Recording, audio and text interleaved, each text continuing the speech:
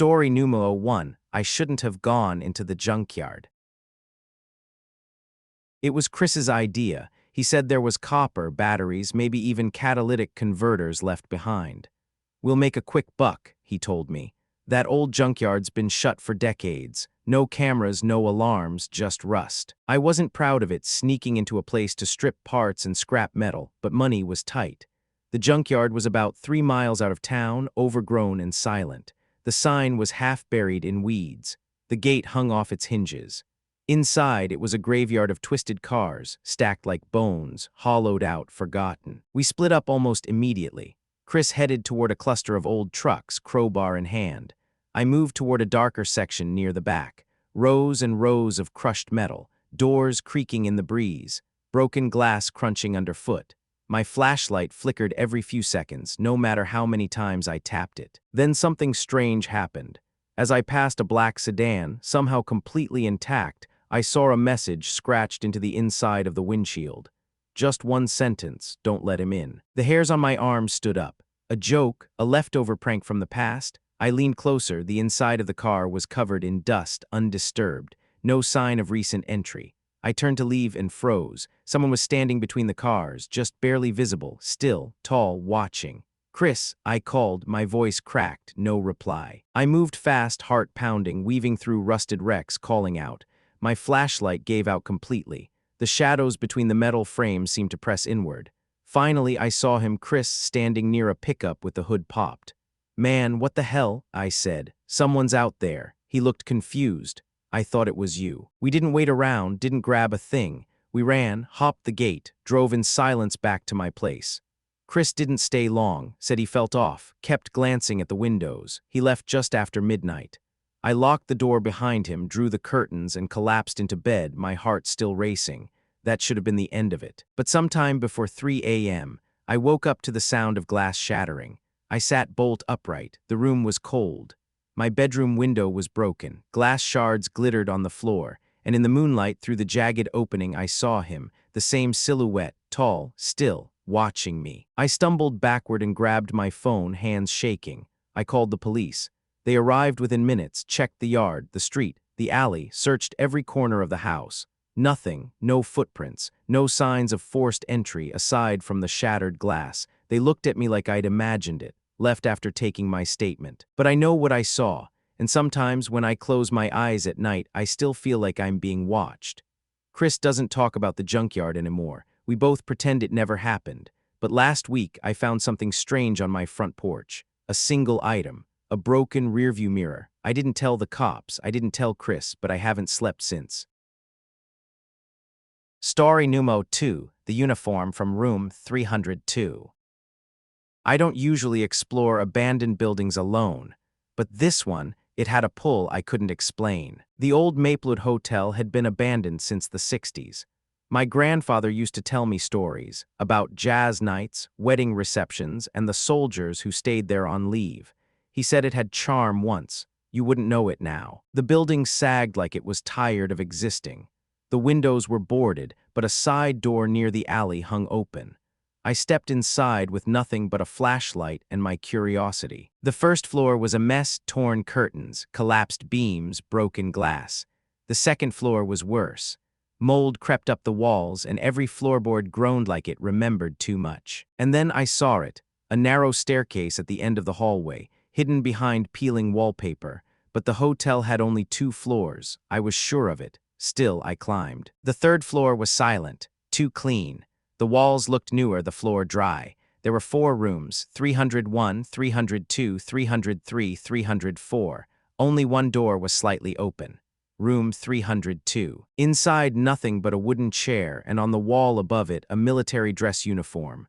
Dark navy, polished buttons, white gloves tucked neatly into the breast pocket. No dust, no decay, like someone had just taken it off. I stood there staring. I don't know what made me do it, but I took it. Folded it carefully, put it in my backpack. I told myself it was history, a keepsake. That night, everything changed. It started with small things. The bathroom light flickered, even with a new bulb. My hallway smelled faintly of smoke and metal, gun oil maybe. Then came the sound of boots, heavy, deliberate, crossing the floor just outside my bedroom. I'd wake up drenched in sweat, heart pounding, sure someone had been standing by the door, but no one was there. Then came the dream. I was in the hotel again on the 3rd floor, but it wasn't empty. A man stood at the end of the hallway, tall, thin, in a faded uniform. His face was pale, wrinkled eyes sunken. He looked at me not angry, just tired, and he said in a soft, broken voice, "It's not yours, take it back." I woke up gasping. Something made me check the uniform again. I hadn't noticed it before, but in the inner pocket there was a photograph. Black and white, folded and fragile. A young soldier in dress uniform standing proudly beside a flag.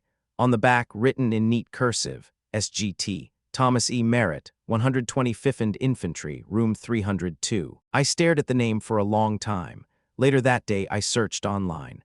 There was a real Sergeant Thomas E. Merritt, born 1919, died in 1946, buried at a military cemetery less than 30 miles from where I lived. I didn't wait. The next morning, I drove out early, found his headstone easily, weathered but standing tall. A few old flowers lay wilted at the base. I placed the uniform gently on the grave, smoothed out the wrinkles, and whispered, "I'm sorry, I didn't know." The air felt suddenly still, like the world had taken a breath and held it. That night I slept through without a single sound. No footsteps, no flickering lights, no dreams. But sometimes when I wake early just before dawn, I still see him, not standing in my room, just in my dream, watching and always wearing the uniform, perfectly pressed, exactly where it belongs. I never told anyone I took it, and I never went back to the hotel. Because now, even though the building's gone, I swear some nights I can still hear boots on wood, walking away. Finally. Story numero 3 still on the market. I wasn't even looking to buy a house. It was just one of those nights, insomnia, too much coffee, scrolling listings I couldn't afford. But then I saw it. 3-bedroom, 2-bath, big yard, beautiful brickwork, and only $19,000. The photos looked dated, sure, but the place seemed solid. No glaring damage, just old. The weird part was how long it had been listed. 2,103 days. I clicked on the listing. The description was short. Charming family home, needs light renovation, available immediately, price to sell. Serious inquiries only, please do not enter after dark. That last line gave me pause. I read it again. I even laughed a little. Was that a typo? The next morning I drove out there. I had nothing better to do and the house was only 40 minutes away. The neighborhood was quiet, a little too quiet. Not the kind of quiet that says peaceful. The kind that feels like you're not supposed to be there. The house sat at the end of a cul-de-sac, just past a sagging oak tree and an empty swing set. It looked exactly like the pictures, maybe better. No graffiti, no broken windows. The grass had grown wild, but not outrageously.